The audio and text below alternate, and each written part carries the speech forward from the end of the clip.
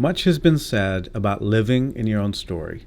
The idea that we all live in a story, just like the great myths, the great heroes, except we're human.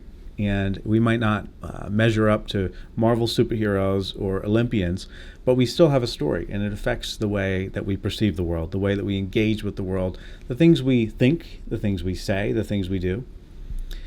And there's a lot about that, and it's really important to look at that. But what if we expand out, and instead of a singular piece of paper, a story, a book of stories, whatever, we think of it more like a great library. And in this great library is all that we are, our mind, our understanding, our life, and whatever you want to call it, soul, spirit. This great library of books in which there's thousands and thousands of books. And some of them are ancient. They're almost like ancient tomes. You can see they're all dusty and they're crumbling. And you look at them and you say, how many of these did I write?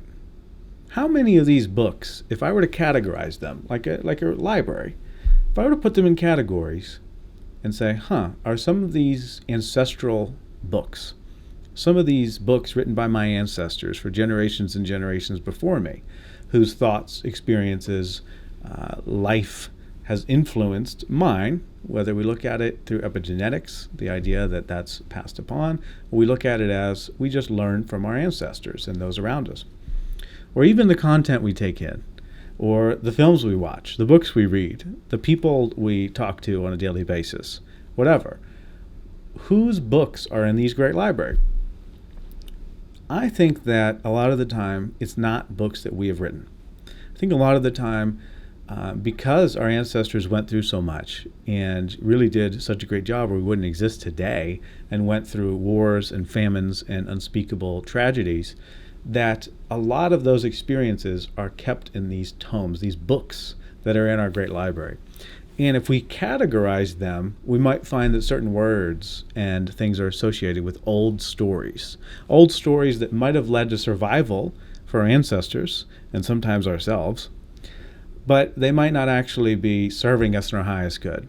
And part of, I think, living your own story / stories, because I don't think there's ever just one story, is looking at it and dividing it, saying, do I want to live on this story? And it might have worked for your ancestors, and I think it's important to have gratitude for what they went through and respect.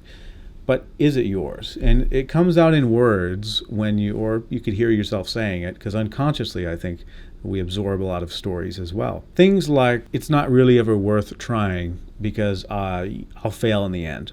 It's never actually worth it. Someone's always going to stab me in the back. It'll never work out the way I want it to. It always goes like XYZ, whatever. Those are all stories. And the challenging part, I think, is sometimes they don't conflict with reality, right? Sometimes they sound almost prophetic. I knew they would hurt me. I knew this would happen, whatever. But it doesn't mean you have to live by it. And it doesn't mean you can't do a book audit every now and then and say, there's a lot of books in my library that weren't written by me. There's a lot of books that are looking pretty old, looking pretty dusty.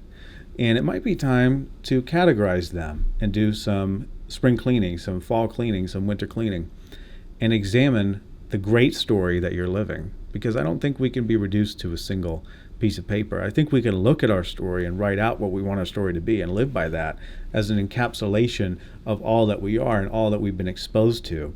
But we also have to remember the generations of experience feeding in, and the collective experience, the societal experience.